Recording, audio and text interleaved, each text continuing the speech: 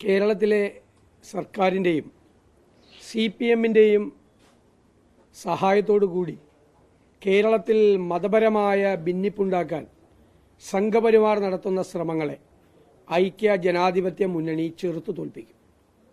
അതിൻ്റെ ഭാഗമായി തെരഞ്ഞെടുപ്പ് കഴിഞ്ഞാൽ ഉടൻ കേരളത്തിലെ വിവിധ സമുദായ നേതാക്കളെ UDF നേതാക്കൾ സന്ദർശിച്ച് കാര്യങ്ങൾ ബോധ്യപ്പെടുത്തും. ഒരു കാരണവശാലും കേരളത്തിൽ മതപരമായ ഒരു ഭിന്നിപ്പ്, ജനങ്ങൾ തമ്മിലുള്ളൊരു ഭിന്നിപ്പ് ഉണ്ടാകാനുള്ള ഒരു ശ്രമത്തെയും ഞങ്ങൾ വെച്ചുപൊറിപ്പിക്കില്ല. അതിനെതിരായിട്ടുള്ള പ്രതിരോധത്തിൻ്റെ മതിൽ തന്നെ കേരളത്തിൽ ഐക്യജനാധിപത്യ മുന്നണി തീർക്കും. ഇവിടെ ഈ തെരഞ്ഞെടുപ്പ് ലാക്കാക്കിക്കൊണ്ട് നടത്തുന്ന പ്രവർത്തനങ്ങൾ നമുക്കറിയാം. മണിപ്പൂരിൽ ക്രൈസ്തവ ദേവാലയങ്ങൾ കത്തിക്കുകയും ക്രൈസ്തവരെ കൂട്ടത്തോടെ ആക്രമിക്കുകയും ഇതിന് കൂട്ടുനിൽക്കുന്ന ആളുകൾ, അവിടുത്തെ മണിപ്പൂർ സർക്കാരും കേന്ദ്ര സർക്കാരും ഈ അക്രമകാരികൾക്ക് സകല സംരക്ഷണവും കൊടുക്കുകയാണ്.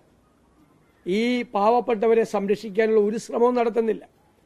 അവരുടെ വക്താക്കളാണ് ഇവിടെ ക്രൈസ്തവ ഭവനങ്ങളിൽ പോയി ആട്ടിൻ തോലിട്ട ചെന്നായികളെ പോലെ വലിയ തോതിലുള്ള മതപരമായ ഭിന്നിപ്പുണ്ടാക്കാൻ വേണ്ടി ശ്രമിക്കുന്നത് എന്ന് കേരളത്തിലെ ക്രൈസ്തവ സമൂഹം തിരിച്ചറിയും.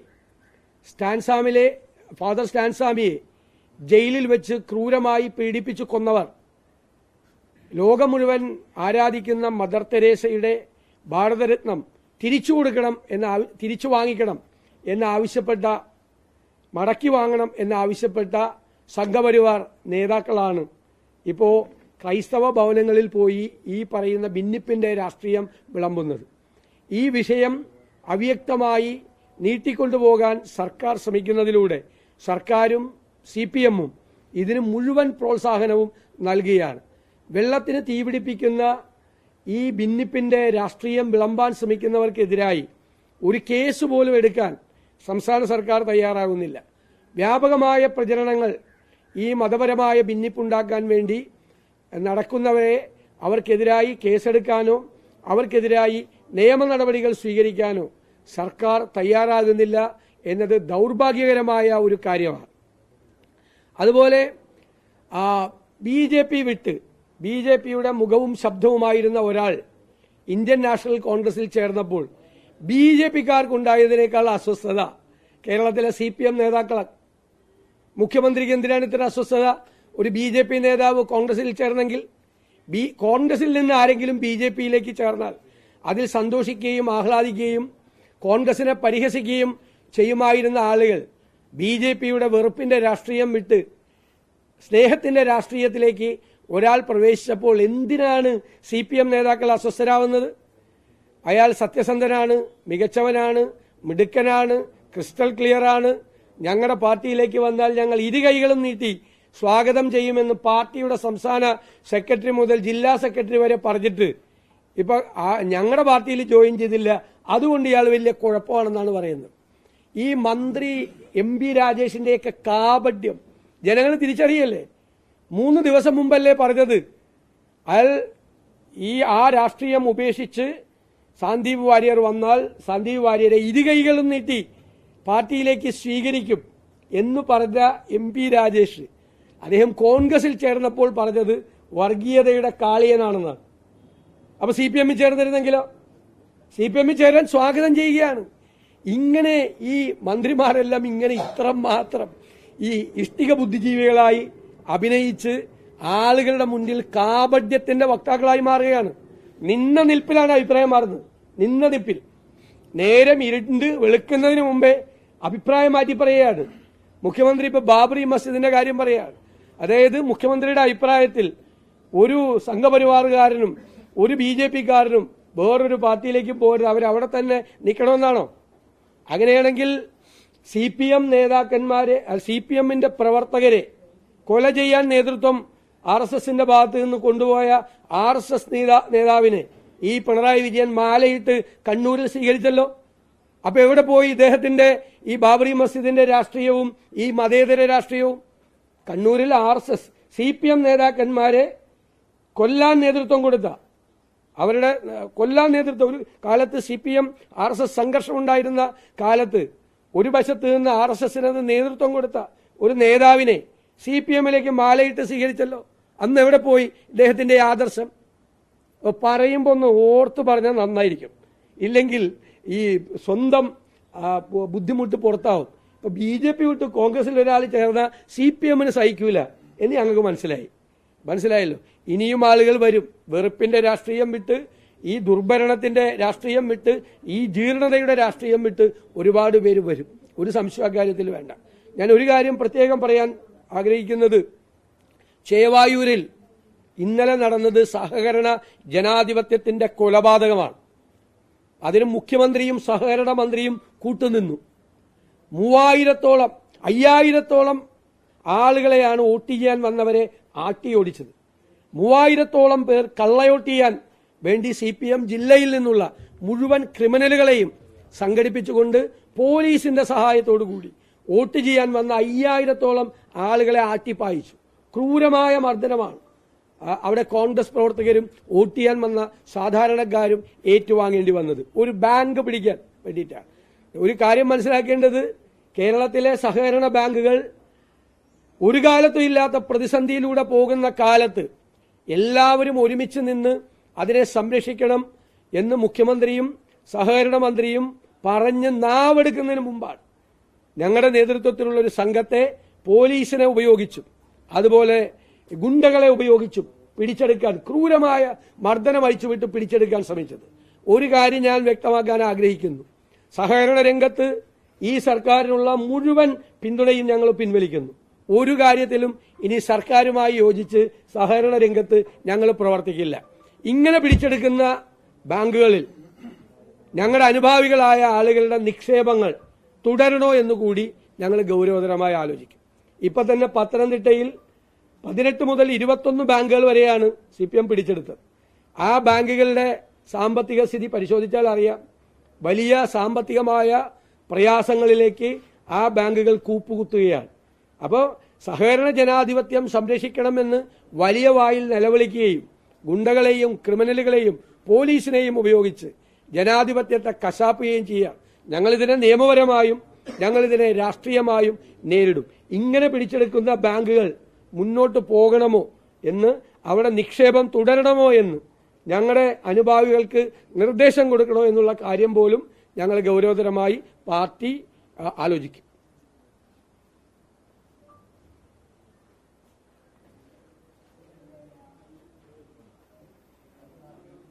മുഖ്യമന്ത്രിയുടെ വാർത്താ സമ്മേളനത്തിലെ ബാബറി മസ്ജിദിനെ ഓർമ്മിപ്പിച്ചുകൊണ്ടായിരുന്നല്ലോ സമയത്ത് അതിന്റെ ഉദ്ദേശത്തെ എങ്ങനെയാണ് വ്യാഖ്യാനിക്കുന്നത്? അല്ല, ഞാൻ ചോദിക്കട്ടെ, സന്ദീപ് വാര്യറിലെ CPMലേക്ക് മുഴുവൻ നേതാക്കളും സ്വാഗതം ചെയ്തു. സന്ദീപ് വാര്യർ CPM ചേർന്ന ഒരു കുഴപ്പമില്ലായിരുന്നു. അപ്പൊ ബാബറി മസ്ജിദൊന്നും കുഴപ്പമില്ല അല്ലേ? എല്ലാ നേതാക്കന്മാരും ക്രിസ്റ്റൽ ക്ലിയർ ആണെന്നാണ് പറഞ്ഞത്. സന്ദീപ് വാര്യറിനെ കുറിച്ച് എല്ലാവരും പറഞ്ഞത്. ഒരാളല്ല, മന്ത്രി, മുൻമന്ത്രി, പാർട്ടി സംസ്ഥാന സെക്രട്ടറി, എല്ലാവരും. ആ ആൾ അങ്ങോട്ട് പോയില്ല, കോൺഗ്രസിൽ ചേർന്നു. അപ്പൊ എങ്ങനെയാ മുഖ്യമന്ത്രിക്ക് ബാബറി മസ്ജിദ് ഉണ്ടായത്? CPM ചേർന്നിരുന്നെങ്കിലോ? CPMലേക്ക് സ്വാഗതം ചെയ്തില്ലേ? ഇതാണ് നാണം കെട്ട രാഷ്ട്രീയം എന്ന് പറയുന്നത്. നാണം കെട്ട രാഷ്ട്രീയം ജനങ്ങൾ കാണുന്നുണ്ട്. നിങ്ങൾ ഈ പറയുന്ന വിടുവായുത്തങ്ങൾ ജനങ്ങൾ കാണുന്നുണ്ട്. നിങ്ങൾ പറഞ്ഞ് നേരം ഇരുണ്ട് വെളുക്കുന്നതിന് മുമ്പ് നിങ്ങൾ മാറ്റി പറയാ. ഇത് രണ്ടു ആളുകൾ കാണുന്നുണ്ട്, ജനങ്ങൾ കാണുന്നുണ്ട്. നിങ്ങൾ പരിഹാസ്യരാവുകയാണ്. ഈ മുഖ്യമന്ത്രി ഇന്ന് അത് പറഞ്ഞതോടുകൂടി അദ്ദേഹം പരിഹാസ്യനായി ജനങ്ങളുടെ മുമ്പിൽ.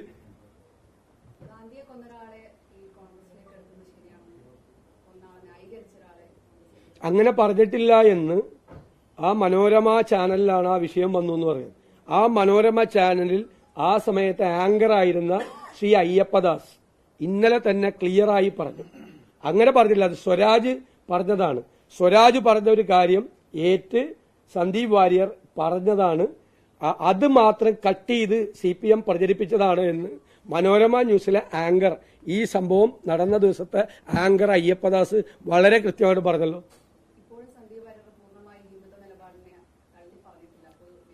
അത് നിങ്ങൾക്ക് തോന്നുന്നതാണ്. അദ്ദേഹം കറക്റ്റായിട്ട് പറഞ്ഞല്ലോ. വെറുപ്പിന്റെ രാഷ്ട്രീയം വിട്ട് ഞാൻ സ്നേഹത്തിന്റെ രാഷ്ട്രീയത്തിലേക്ക് പോവുകയാണ്. ഞാൻ ഇത്രയും നാൾ നിന്നപ്പോൾ, ഒരു പാർട്ടിയിൽ നിന്നപ്പോൾ ആ പാർട്ടിയെ പ്രതിനിധാനം ചെയ്തുകൊണ്ട് ഞാൻ സംസാരിച്ചിട്ടുണ്ട്. ആ പാർട്ടിയുടെ നയങ്ങൾ കാർക്കശ്യം നിറഞ്ഞ ഭാഷയിൽ സംസാരിച്ചിട്ടുണ്ട്. ഇപ്പോൾ എനിക്കത് ശരിയല്ല എന്ന് തോന്നുന്നു. അതുകൊണ്ട് ഞാൻ ആ രാഷ്ട്രീയം വിട്ട് കോൺഗ്രസിന്റെ ഐഡിയോളജിയിലേക്ക് വരുന്നു എന്ന് പറഞ്ഞു. നിങ്ങൾ ഇതൊന്നും ഈ ചോദ്യം പത്മജ വേണുഗോപാലോടും അനിൽ ആന്റണിയോടും ചോദിച്ചില്ലല്ലോ. കോൺഗ്രസ് രാഷ്ട്രീയം വിട്ട് അവർ BJP രാഷ്ട്രീയത്തിലേക്ക് പോയപ്പോൾ നിങ്ങളെല്ലാം അതിനെ ഭയങ്കരമായി പുകഴ്ത്തുകയും ആദരിക്കുകയും വലിയ സംഭവമല്ലേ ചെയ്തത്. ഈ ചോദ്യം അന്ന് അങ്ങോട്ട് ചോദിക്കായിരുന്നല്ലോ. ഒരുപാട് നേട്ടങ്ങൾ വാങ്ങിച്ച ആളുകൾ ഇവരൊന്നും എന്തെങ്കിലും ഞങ്ങൾ കൊടുക്കാമെന്ന് പറഞ്ഞിട്ട് വന്നതല്ലല്ലോ. മറ്റേ LDFന്റെ സ്ഥാനാർത്ഥി അപ്പുറത്തോട്ട് പോയതുപോലെ കോൺഗ്രസിൽ സ്ഥാനാർത്ഥിത്വം കിട്ടിയില്ല, BJPയിൽ സ്ഥാനാർത്ഥിത്വം കിട്ടിയില്ല. പിറ്റേ ദിവസം EP ജയരാജൻ പറയുന്നത് പോലെ അവസരവാദിയായി ഇരുണ്ട് നേരം വിളിക്കുന്നതിന് മുമ്പ് സീറ്റിന് വേണ്ടി അപ്പുറത്തേക്ക് മറികടം ചാടിയ ആളല്ല സന്ദീപ് വാര്യർ. അൺകണ്ടീഷണലായി ഒരു ഉപാധികളും ഇല്ലാതെ കോൺഗ്രസ് രാഷ്ട്രീയത്തിന്റെ ഭാഗമായി പ്രവർത്തിക്കാൻ വന്നു. അവിടെ അദ്ദേഹത്തിന് അഭിപ്രായ വ്യത്യാസങ്ങളുണ്ടായി. ആ അഭിപ്രായ വ്യത്യാസങ്ങൾ നിലനിൽക്കുമ്പോൾ തന്നെ ആ രാഷ്ട്രീയം ഇനിയില്ല, ഇനി കോൺഗ്രസിന്റെ രാഷ്ട്രീയമാണ്, അതാണ് നല്ലത് എന്ന് തീരുമാനിച്ച ഒരാൾ വരുന്നു. അതെന്താ തെറ്റ്? അത് നിങ്ങളിത് അയാൾ CPMലേക്ക് പോയിരുന്നെങ്കിൽ ഈ ചോദ്യം ചോദിക്കില്ലല്ലോ.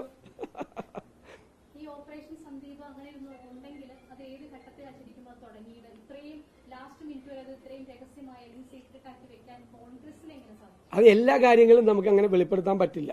എങ്കിലും ഞാൻ ഒന്ന് പറയാം, ഞങ്ങളത് നേരത്തെ തീരുമാനിച്ചു വെച്ചിരുന്ന കാര്യമാണ്, സംസാരിച്ചു വെച്ചിരുന്ന കാര്യമാണ്.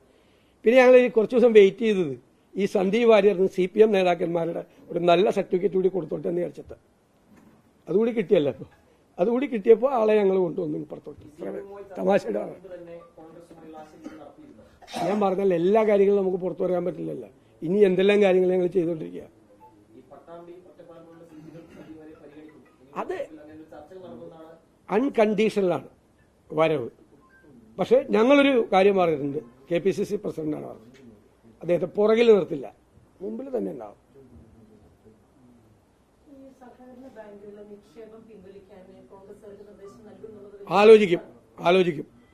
ആലോചിക്കുമെന്ന് ഞാൻ പറയാം. അതിനെക്കുറിച്ച് ആലോചിക്കും. അല്ല, എന്തിനാ ഇങ്ങനെ സർക്കാരിനും വേണ്ടാത്ത സഹകരണ ജനാധിപത്യവും സഹകരണ ബാങ്കും ഞങ്ങൾക്ക് എന്തിനാ?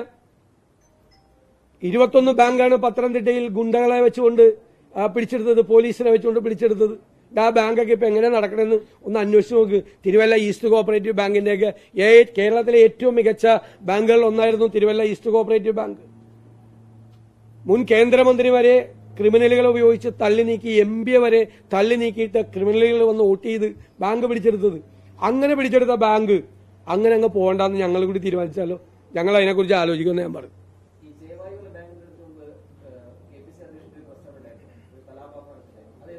അത് കലാപാഹ്വാനത്തിനല്ല പറഞ്ഞത്. അവരന്ന് വെല്ലുവിളിച്ചിരുന്നു CPM. അപ്പൊ CPM ഞങ്ങളെ പ്രവർത്തകരെ ഉപദ്രവിച്ചാൽ ഞങ്ങൾ തിരിച്ചടിക്കുമെന്നാണ് പറഞ്ഞത് KPCC പ്രസിഡന്റ്. അത് അദ്ദേഹത്തിന്റേതായ രീതിയിൽ പറഞ്ഞു, അത്രയേ ഉള്ളൂ.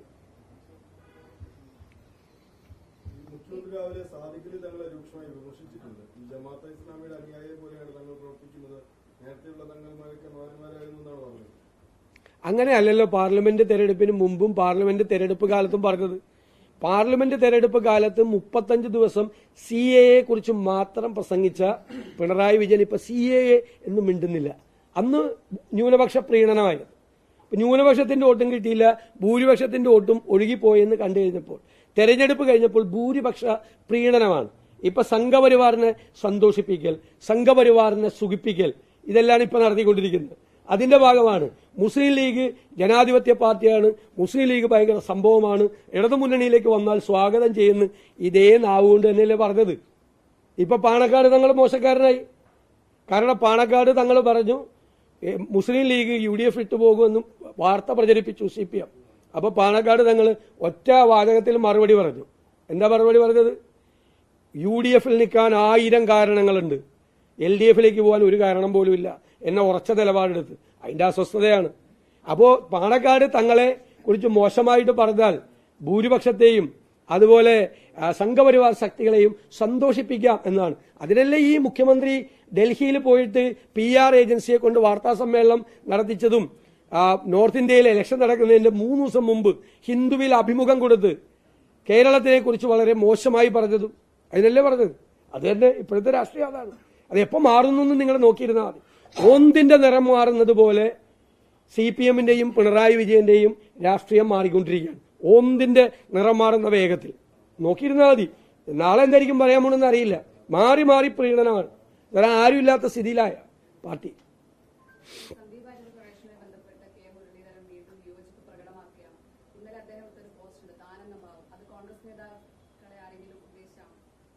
ഞാനത് കണ്ടില്ല. എന്നോടൊരാൾ പറഞ്ഞു. എന്നോട് പറഞ്ഞ ആൾ പറഞ്ഞത് ഈ പെരുമാൾ ഭരണം തീരാൻ ഇനി 15 നാഴിക മാത്രമേ ഉള്ളെന്നാണ്. പെരുമാൾ എന്ന് വെച്ചാൽ ഭരണാധികാരിയാണ്. അത് പിണറായി വിജയനെ കുറിച്ചായിരിക്കും അദ്ദേഹം പറഞ്ഞതെന്നാണ് ഞാൻ കരുതുന്നത്. അല്ല, പെരുമാൾ ഭരണം അത് വലിയ ഇലക്ഷൻ നടക്കുമല്ലേ, വലിയ പോരാട്ടം നടക്കുകയല്ലേ, ആ സമയത്തല്ലേ പറയേണ്ടത്. പെരുമാൾ എന്ന് വെച്ചാൽ ഭരണാധികാരിയല്ലേ. നിങ്ങൾ ഇഷ്ടമുള്ള വ്യാഖ്യാനം നിങ്ങൾ കൊടുക്കുക. എനിക്ക് തോന്നിയ വ്യാഖ്യാനം ഞാൻ പറഞ്ഞു. നിങ്ങൾ പറഞ്ഞതിലേക്ക് ഞാൻ പറയേണ്ട ആവശ്യമില്ലല്ലോ. നിങ്ങൾക്ക് ഇഷ്ടമുള്ളത് നിങ്ങൾ പറയാം. അത് നിങ്ങളുടെ വ്യാഖ്യാനിക്കാനുള്ള നിങ്ങളുടെ മിടുക്ക് കഴിവൊക്കെ അനുസരിച്ച് നിങ്ങൾ ഓരോരുത്തരും ഓരോ രീതിയിൽ വ്യാഖ്യാനിക്കുക. എനിക്കറിയില്ല, ഞാനത് പറയേണ്ട, അതൊക്കെ KPCC പ്രസിഡന്റ് മറുപടി പറയേണ്ട കാര്യങ്ങളാണ്. ഞാൻ അതിലൊന്നും മറുപടി പറയില്ല.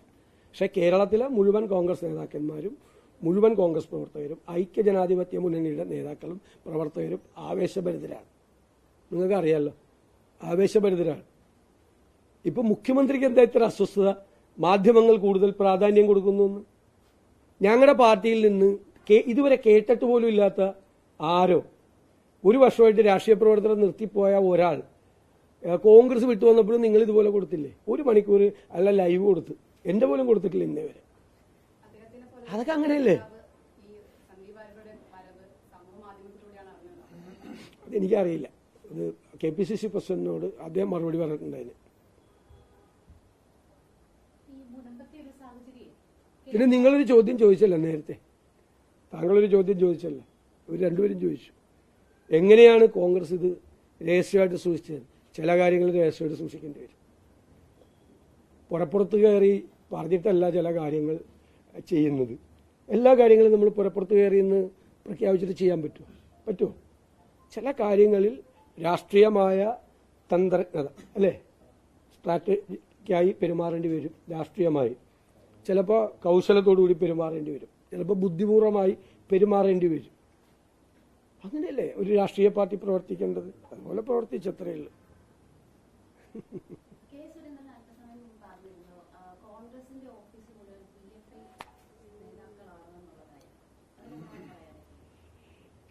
എന്തും വിളിച്ചു പറയാൻ മടിയില്ലാത്ത ഒരാളാണ്. നാണം കെട്ട് നിൽക്കുകയാണ്. 41,40,00,000 രൂപ കള്ളപ്പണം കേരളത്തിലേക്ക് കൊണ്ടുവന്നു എന്ന് പോലീസ് അന്വേഷണം നടത്തി റിപ്പോർട്ട് EDയെ കൊണ്ട് അന്വേഷിപ്പിക്കാൻ വേണ്ടി വച്ചിരിക്കുന്ന ആ കേസിലെ പ്രതിയാകേണ്ട ആളാണ്. പിണറായി വിജയനെ സ്വാധീനിച്ച് ആ കേസിലെ സാക്ഷിയായി. മഞ്ചേശ്വരം കോഴക്കേസിൽ ശിക്ഷിക്കപ്പെടേണ്ട ആളാണ്. പിണറായി വിജയന്റെ കാല് പിടിച്ച് ആ കേസിൽ നിന്ന് വിടുതൽ നേടി നിൽക്കുന്ന ആളാണ്. CPM ബാന്ധവമാണ്. രാവിലെ തൊട്ട് വർഗീയതയുടെ വിഷം മാത്രം വാതുറന്ന തുപ്പുന്ന ഒരാൾക്ക് ഞാനെന്തിനാ മറുപടി പറയണത്? കോൺഗ്രസ് അത്തരം കാര്യങ്ങളിലുള്ള നിലപാട് സമയാസമയങ്ങളിൽ പ്രഖ്യാപിച്ചിട്ടുണ്ട്. എല്ലാ ദിവസവും രാവിലെ നേരം വെളുത്തിട്ട് എഴുന്നേറ്റ് വന്നിട്ട് ഇതുപോലത്തെ വാ തുറന്നാൽ വിഷം മാത്രം പറയുന്ന വർഗീയ വിദ്വേഷം മാത്രം പുറപ്പെടുവിക്കുന്ന ആളുകൾക്ക് മറുപടി പറയാം. നമുക്ക് നേരമില്ല ഞങ്ങൾക്ക് അതിന് മറുപടി പറയാം. അദ്ദേഹത്തിന്റെ സ്ഥിതി എന്താ? ആ പാർട്ടിയിലെ സ്ഥിതി എന്താ? കള്ളപ്പണമാണ്, മുഴുവൻ കള്ളപ്പണമാണ്. ഇതൊക്കെ എവിടെ കൊണ്ടുപോയെന്ന് പറഞ്ഞാൽ മതി. ആന്റി നാഷണൽ ആക്ടിവിറ്റീസാണ്, ദേശവിരുദ്ധ പ്രവർത്തനങ്ങളാണ് BJPയുടെ സംസ്ഥാന നേതൃത്വം നടത്തിക്കൊണ്ടിരിക്കുന്നത്. ഹവാല പണവും കള്ളപ്പണവും ഉൾപ്പെടെയുള്ള ഇടപാടുകളാണ്. ഇവർക്കൊന്നും ഒരു സാമ്പത്തിക നിവൃത്തിയും ഇല്ലാതിരുന്ന ആളുകളെല്ലാം നേരം ഇരുണ്ടു വെളുക്കുന്നതിന് മുമ്പ് സമ്പന്നരായി മാറിയതിന്റെ കഥകളാണ് ഇപ്പൊ പുറത്തു വന്നത്. പാർട്ടി ആഫീസുകളിൽ കോടിക്കണക്കിന് രൂപ ഒളിപ്പിച്ചു വച്ചതിന്റെ രഹസ്യങ്ങളാണ്. അത് പാർട്ടിക്കാർക്ക് പോലും കൊടുക്കാതെ അത് കൊണ്ടുപോയതിന്റെ രഹസ്യങ്ങളാണ് പുറത്തു വന്നിരിക്കുന്നത്. ഇയാൾ ജയിലിൽ പോകേണ്ട ആളാണ്. ഇവിടെ വന്നിരുന്ന് നമ്മളോട് ചോദ്യം ചോദിക്കണം. ജയിലിൽ പോകേണ്ട ആളല്ലേ? 2021 ഇൻവെസ്റ്റിഗേഷൻ ഓഫീസർ. ഇപ്പൊ കേന്ദ്രത്തിൽ സ്വാധീനമുള്ളതുകൊണ്ട് ED അന്വേഷിക്കുന്നില്ല. വേറെ വല്ലവർക്കെതിരായിട്ടാണ് ഇതുപോലൊരു അന്വേഷണ റിപ്പോർട്ട് കൊടുത്തിരുന്നെങ്കിൽ ഇപ്പൊ ED റെയ്ഡും ED അറസ്റ്റും ആയില്ലേ? 41,40,00,000 രൂപ കള്ളപ്പണം ഇയാൾ വാങ്ങിച്ചു എന്ന് കള്ളപ്പണം കൊണ്ടുവന്നയാൾ മൊഴി നൽകിയതിന്റെ അടിസ്ഥാനത്തിൽ പറഞ്ഞിരിക്കുകയല്ലേ. ജയിലിൽ കിടക്കേണ്ട ആളാണ്. എന്നിട്ട് വന്നിട്ട് രാവിലെ ഞങ്ങളോട് ചോദ്യം ചോദിക്കുക. CPM സഹായം ഉള്ളതുകൊണ്ടാണ് ജയിലിൽ പോകാതെ പുറത്തു നിൽക്കുന്നത്.